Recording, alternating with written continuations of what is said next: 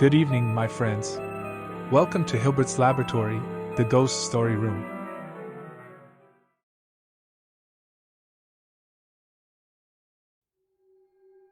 Tonight, I want to tell you two ghost stories from New York.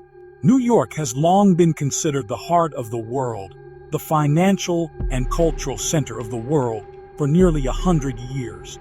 But unlike many European cities, New York rarely has many popular ghost stories. But fortunately, there are actually some. The first story is from our friend Moonchild. The story is professionally reviewed and rewritten by ghost story experts. My spouse, I, and our cat reside at a motel.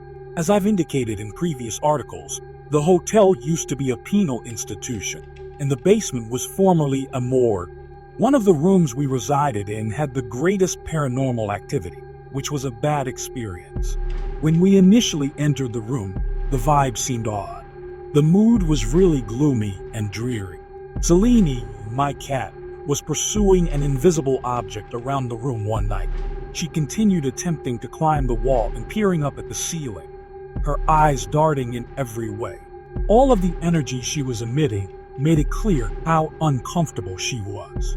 I attempted to calm her down by petting her, but she pinned her ears and gave me an angry look.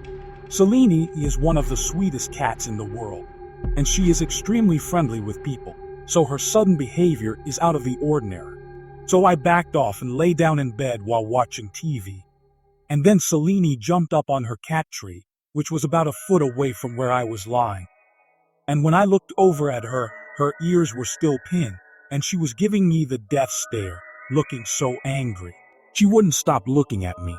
I began to feel scared. She appeared to be ready to pounce with every move I made in bed. I'd never been scared of my cat until that day. I was too afraid to move, so I lay in bed, not moving, and crying hysterically.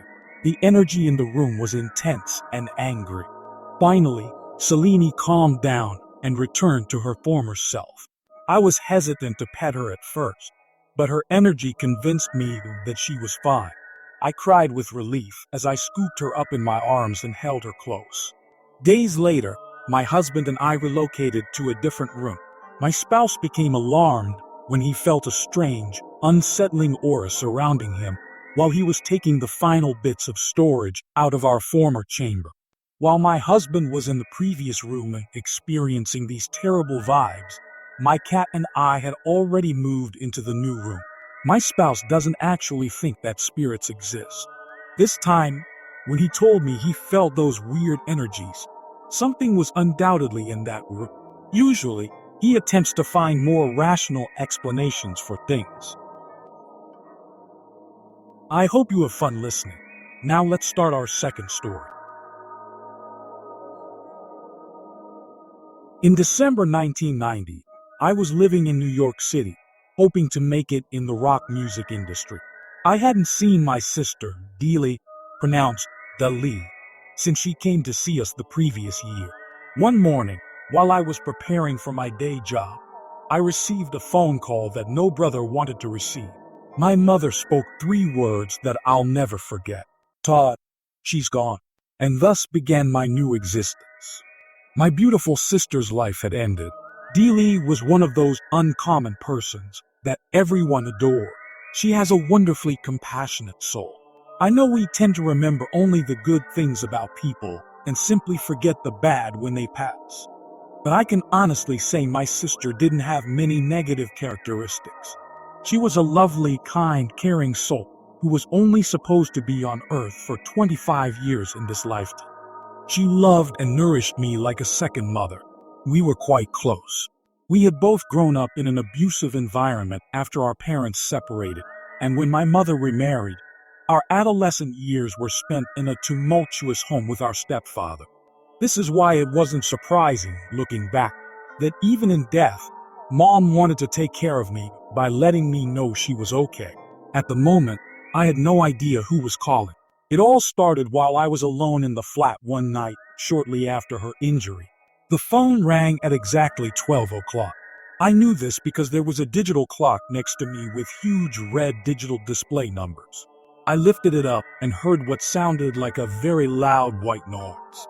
Back in the day, when you changed channels, all you saw was a static screen. Hello? Hello? Nothing. I hung up and went back to bed without giving it any thought. The phone rang again. I looked at the clock. 12:15 a.m. Same thing. Loud stat. Living in New York City at the time, I assumed it was a bandmate phoning from a metro station since a subway was passing by. But I never heard anything but static. Every time I went back to bed, the phone would ring exactly 15 minutes later.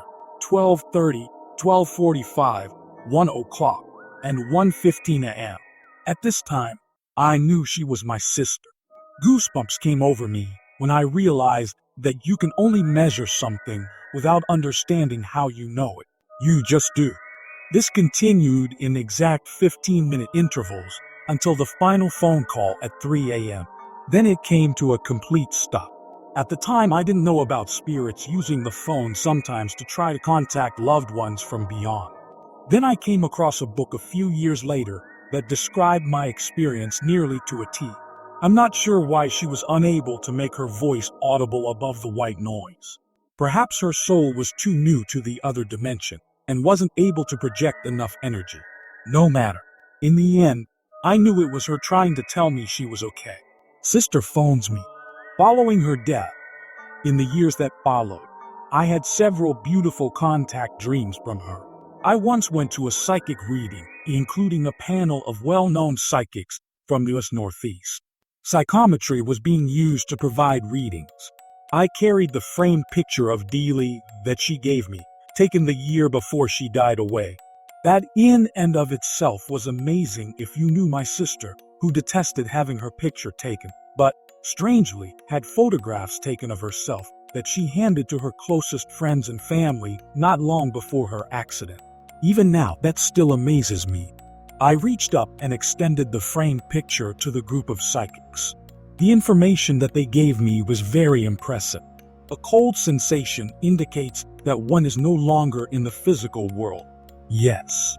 The death resulted from a vehicle collision with some kind of big truck. Yes, she was killed instantly on a rainy evening on her way home. And she was blind to the semi-truck that had broken down and was parked half in the road. She quickly demonstrated lights out, which meant she didn't suffer. Verified. She was holding hands with someone who appeared to be her father. The father figure died from some kind of cardiac condition. True, my father passed away in a car accident 6 months after Dealey, and we think the accident was caused by a broken heart. Although I've always had a fascination with the paranormal and the unknown, my interest in spirituality, metaphysics, consciousness, and life after death really took off after they passed away. Since then, I've experienced a full-blown awakening, for which my sister deserves all the praise. Even though I am far from perfect and still struggle with my human side, she has had a huge influence on me and motivates me to constantly strive to be a better husband, father, friend, son, and man both here on earth and in the afterlife. It will be a very happy day when we are reunited.